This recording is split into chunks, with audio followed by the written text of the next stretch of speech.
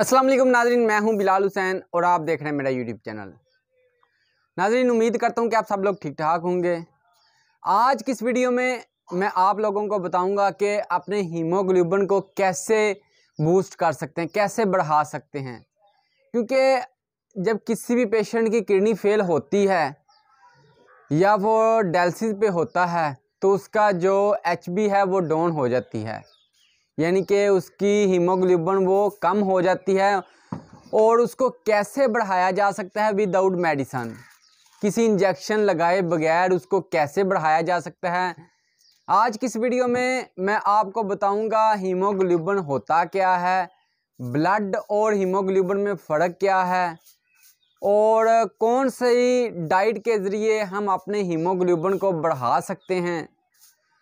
तो अगर तो आप YouTube चैनल पर नए आए हैं तो काइंडली इसको जल्दी से सब्सक्राइब करें, साथ बेल आइकन दिया गया उसको प्रेस करें ताकि वीडियो का नोटिफिकेशन आप तक ज़रूर पहुंच सके।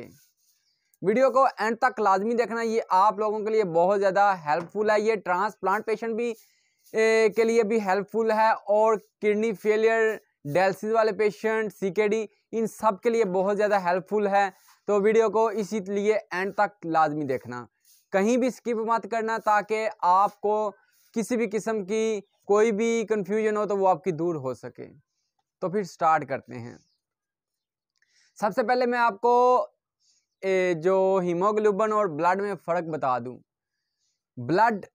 ब्लड हमारी बॉडी के अंदर जो होता है वो एक मेजर रोल अदा करता है। जैसे कोई भी गाड़ी है, चाहे वो बाइक है, कार है, कोई भी बड़ी बस वगैरह है, जैसे वो पेट्रोल डीजल के बगैर नहीं वो चल सकती, इसी तरह हमारी बॉडी जो है वो ब्लड के बगैर नहीं चल सकती। क्योंकि ये एक मेन पार्ट है हमारी बॉडी के अंदर, मेन हिस्सा है जो हमारे जिस्म को चलाता है। इसकी मिकदार कम हो जाए तो ये नुकसान, बॉडी में जो है हमारा सांस की प्रॉब्लम होना शुरू हो जाती है। अगर इसकी मिकदार ज़्यादा हो जाए तो वो जो ब्लड है वो गाढ़ा होना शुरू हो जाता है, जिसकी वजह से क्लॉट बन सकता है। उसकी वजह क्लॉट बनने की वजह से हार्ट अटैक का सबब बन सकता है, किडनी ब्लॉकेज हो सकती है। इसी तरह नॉर्मल रेंज में रहेगा तो हमारा फ़ायदा है, नॉर्मल रेंज से कम होगा फिर भी नुकसान है, ज़्यादा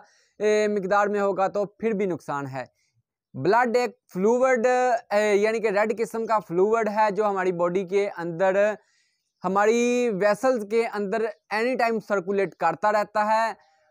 हीमोग्लोबिन प्रोटीन और आयरन का एक कॉम्बिनेशन है, यानी कि इन दोनों से को मिलाएं तो हीमोग्लोबिन बनते हैं। ये दोनों ही जब मिलते हैं तो हम हीमोग्लोबिन बनता है। हीमोग्लोबिन ही हमारे ब्लड के अंदर शामिल होता है। RBC, हीमोग्लोबिन, यानी ये सारा चीज़ें मिल के ही हमारा ब्लड बनता है।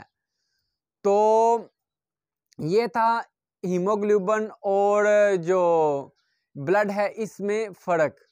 अब मैं आपको बता दूं कि जो डायलिसिस पेशेंट होते हैं, जब उसकी बॉडी के अंदर फ्लूइड ज़्यादा हो जाता है, यानी कि पानी की मिकदार ज़्यादा हो जाती है, क्योंकि वो डायलिसिस पे तो ऑलरेडी होता है उसकी बॉडी के अंदर, जब वो फ्लूइड ज़्यादा होगा तो यूरिन ना आने की वजह से, ये यूरिन थोड़ा बहुत भी आ रहा होगा तो उसकी सांस में मसला बन सकता है। क्योंकि जो HB डायलिसिस पेशेंट के अंदर होनी चाहिए वो नॉर्मल रेंज में 13, 14, 15 यानी कि 12, 13, 10 से नीचे नहीं होनी चाहिए। 10 से लेकर 14, 15 तक नॉर्मल रेंज है, इतनी रहेगी तो डायलिसिस पेशेंट को किसी किस्म की कोई भी परेशानी नहीं देखने को मिलेगी। जैसे ही उसकी HB डाउन होगी तो उसको सांस का मसला बनना शुरू हो जाता है, क्योंकि ब्लड ही हमारी ऑक्सीजन, क्योंकि ऑक्सीजन और ब्लड का भी एक बड़ा अच्छा रिलेशन है।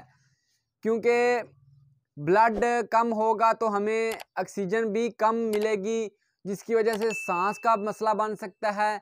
क्योंकि अक्सर पेशेंट में जो डायलिसिस पेशेंट होते हैं, अमूमन गर्मियों में तो नहीं, सर्दियों में उनको सांस की प्रॉब्लम अक्सर बनी रहती है। डायलिसिस चाहे वो 2 दिन डायलिसिस करवा के आएँ तो दूसरे तीसरे दिन बाद जब उसके होने वाले होते हैं सर्दियों में, तो क्योंकि फ्लूइड की मिकदार जो है वो बॉडी में ज़्यादा होने की वजह से, क्योंकि वो निकल नहीं पाता बाहर यूरिन के रास्ते, तो वो बॉडी के अंदर जमा होता रहता है और डायलिसिस पेशेंट को जो प्यास है वो भी ज़्यादा लगती है और वो ज़्यादा से ज़्यादा ठंडा पानी पीता है, क्योंकि ठंडे पानी से एक तो प्यास नहीं बुझती और ज़्यादा ठंडा पानी पीने से ज़्यादा दिल करता है कि हम ज़्यादा पानी पिएं। तो उसी वजह से जो डायलिसिस पेशेंट होता है उसकी बॉडी के अंदर फ्लूइड ज़्यादा इकट्ठा हो जाता है और उसकी सांस जो है उसको सांस में मसला होता है, ऑक्सीजन कम उसको मिलती है, क्योंकि इम्यूनिटी डाउन हो जाती है। इम्यूनिटी डाउन होने की वजह से ब्लड कम है तो इम्यूनिटी भी डाउन हो जाएगी, इम्यूनिटी डाउन होगी तो सांस का मसला बन गया और ज़्यादा मसला बनना शुरू हो जाएंगे। अक्सर पेशेंट को फ्लूइड ज़्यादा होने की वजह से उसके लंग्स में भी प्रॉब्लम आ जाती है, लंग्स इन्फेक्शन हो जाती है, तो जिसकी वजह से वो एक बड़ी यानी कि इस लंग्स की बीमारी की वजह से डायलिसिस पेशेंट को जब लंग्स में पानी चला जाता है तो इस वजह से बड़े पेशेंट की डेथ हो चुकी है। हाल में ही एक पेशेंट की डेथ हुई है, मैक्सिमम महीना होने वाला है, उसके लंग्स के अंदर फ्लूइड चला गया था तो सर्जरी भी करवाई। ये सर्जरी भी जल्दी इसको तो एक तो जो होते हैं यानी कि लंग्स वाले डॉक्टर्स वो इसकी सर्जरी भी डायलिसिस पेशेंट की बहुत जल्दी वो उसको लेते भी नहीं हैं। अगर कोई कर दे तो ये जल्दी कवर भी नहीं होता, मैक्सिमम 1.5-2 साल लग जाता और ये पेशेंट को बहुत ज़्यादा कमज़ोर कर देती है। इसलिए फ्लूइड भी कम रखें ताकि आपको सांस का मसला ना बने। तो अब मैं आपको बता दूं कि आप लोगों ने अपनी हीमोग्लोबिन को कैसे बूस्ट करना है, कैसे ज़्यादा मिकदार में करना है ताकि आपकी HB कभी भी डाउन ना हो। तो मैं आपको डाइट बताता हूँ, आपको अपनी डाइट को कंट्रोल करके आप लोगों ने अपनी HB को इम्प्रूव कैसे करना है। डाइट में आ जाता है प्रोटीन। प्रोटीन हमारी HB का एक बहुत ही बड़ा यानी कि हिस्सा है। तो वो प्रोटीन हमें किस जगह से मिलेगी? प्रोटीन हमें जो भी, चाहे वो चिकन है चाहे वो मटन है, क्योंकि बड़ा गोश्त में वेस्ट प्रोडक्ट बहुत ज़्यादा होती हैं, वो आप लोगों ने नहीं खाना। फिश यानी कि मछली, मटन बकरे का गोश्त या बकरी का, इन दोनों में से कोई भी आप ले सकते हैं। मटन में आप लोगों को प्रोटीन बहुत ज़्यादा मिलेगी, चिकन में आप लोगों को प्रोटीन बहुत ज़्यादा मिलेगी, अंडे की सफ़ेदी में आप लोगों को प्रोटीन बहुत ज़्यादा मिलेगी। तो यानी कि ये तीनों चारों और दालों में भी आप लोगों को प्रोटीन बहुत ज़्यादा मिलेगी। आप लोगों को ये मछली, बकरे का गोश्त, चिकन, दालें और अंडे की सफ़ेदी, ये 5 चीज़ों में आप लोगों को प्रोटीन बहुत ज़्यादा मिलेगी। इसका इस्तेमाल ज़्यादा से ज़्यादा करें ताकि आपकी HB जो है वो ज़्यादा हो और आपको सांस का मसला ना बने और आपकी इम्यूनिटी जो है वो कमज़ोर ना हो और कोई भी बीमारी जल्दी आपके ऊपर अटैक ना करे। तो अब मैं आपको आयरन बता दूं, आयरन किन किन चीज़ों में होता है।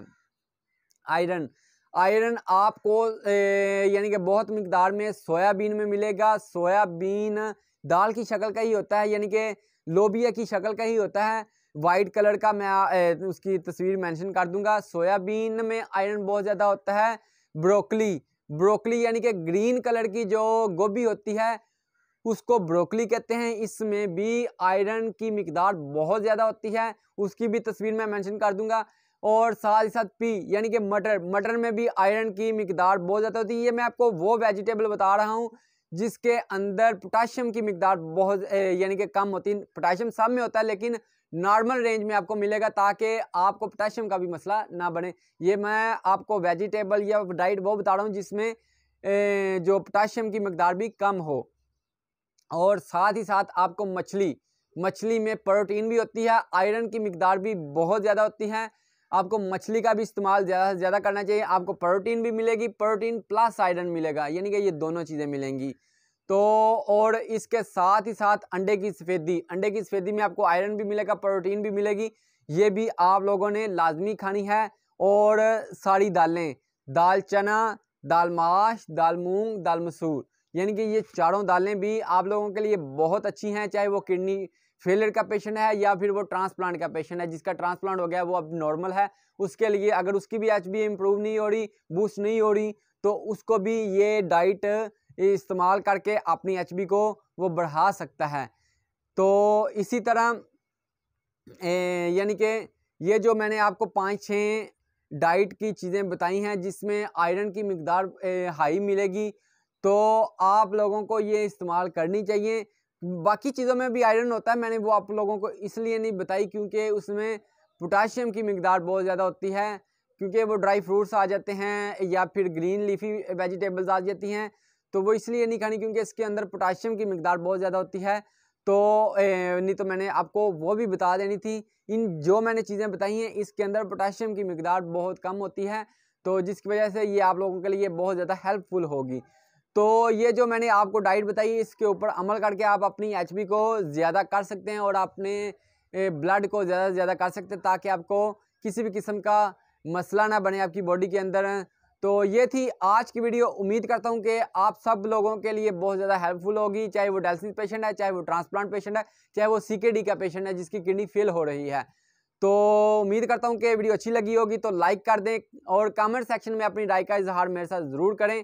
और यूट्यूब चैनल पर नए हैं तो इसको तो सब्सक्राइब करना मत भूलें, क्योंकि उससे मेरी हौसला अफजाई होती है। और साथ बेल आइकन दिया गया उसको प्रेस करें ताकि वीडियो का नोटिफिकेशन आप तक ज़रूर पहुँच सके। थैंक यू, अल्लाह हाफिज़। मिलते हैं एक नई वीडियो के साथ।